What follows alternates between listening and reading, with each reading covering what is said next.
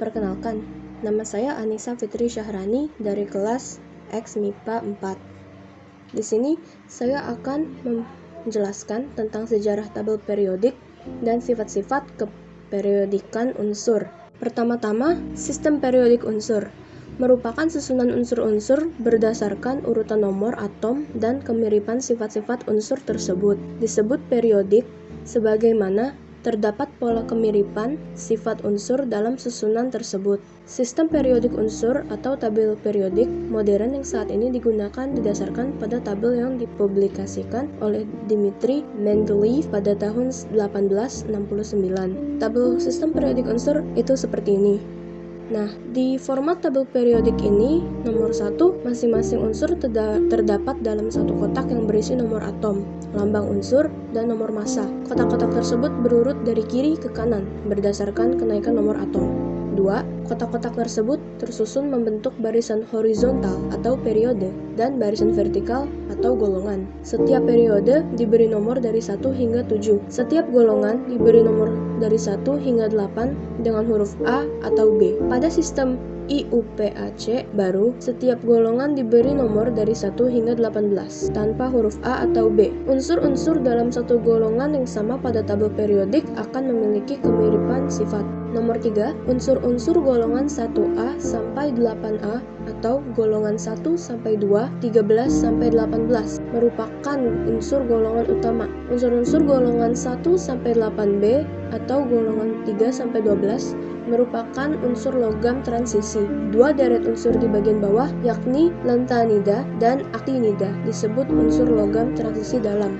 Selanjutnya, sifat-sifat pada sistem periodik unsur. Yang pertama, sifat logam. Berdasarkan sifat, unsur-unsur dapat dikelompokkan menjadi logam, non-logam, dan metaloid. Unsur-unsur logam memiliki sifat-sifat konduktor panas dan listrik yang baik, dapat ditempa dan ductile, titik leleh relatif tinggi, cenderung melepaskan elektron kepada unsur non-logam. Unsur-unsur non-logam memiliki sifat-sifat non-konduktor, panas dan listrik, tidak dapat ditempa dan rapuh getas. Kebanyakan berwujud gas pada temperatur kamar, cenderung menerima elektron dari unsur logam. Unsur-unsur metaloid memiliki sifat seperti logam dan juga non-logam. Sifat logam semakin berkurang dari kiri ke kanan dan dari bawah ke atas sistem periodik unsur, kecuali hidrogen. Selanjutnya, jari-jari atom. Jari-jari atom adalah setengah dari jarak antara dua inti dari dua atom logam yang sejajar atau dalam sebuah molekul diatomik. Dalam satu golongan, dari atas ke bawah, jari-jari atom cenderung semakin besar, sebagaimana pertambahan kulit elektron. Dalam satu periode, dari kiri ke kanan, jari-jari atom cenderung semakin kecil, sebagaimana pertambahan muatan ini efektif. Selanjutnya, energi ionisasi. Energi ionisasi adalah energi yang dibutuhkan oleh sebuah atom atau ion dalam fase gas untuk melepaskan sebuah elektron. Dalam satu golongan, dari atas ke bawah, energi ionisasi pertama cenderung semakin kecil, sebagaimana jarak dari inti ke elektron terluar bertambah sehingga tarikan elektron terluar oleh inti berkurang. Dalam satu periode,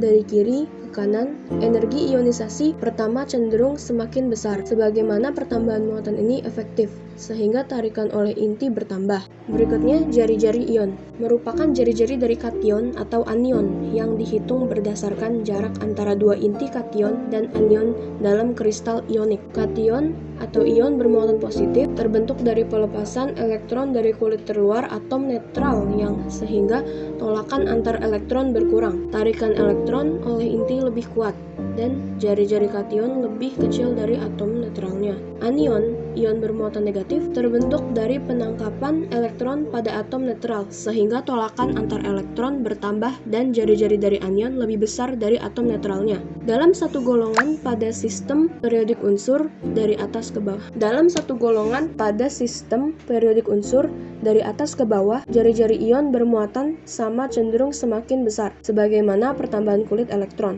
Berikutnya, afinitas elektron. Afinitas elektron adalah kuantitas perubahan energi ketika sebuah atom atau ion dalam fase gas menerima sebuah elektron. Jika kuantitas perubahan energi bertanda positif, terjadi penyerapan energi, sedangkan jika bertanda negatif, terjadi pelepasan energi. Semakin negatif nilai afinitas elektron, semakin besar kecenderungan atom atau ion menerima elektron. Dan yang paling terakhir, elektronegativitas merupakan ukuran kemampuan suatu atom dalam sebuah molekul untuk menarik elektron kepadanya. Semakin besar elektronegativitas, semakin mudah atom tersebut menarik elektron kepadanya sendiri. Dalam satu golongan, dari atas ke bawah, elektronegativitas cenderung semakin kecil. Dalam satu periode, dari kiri ke kanan, cenderung semakin besar. Itu saja. Terima kasih sudah mendengarkan penjelasan saya, dan sampai jumpa. It's all I need. I want more life of my Drake shit, and I'm getting tired of all the same shit. I wanna see my family, wanna see my friends. I've been slept on like my name says, and I'm pretty far from being famous.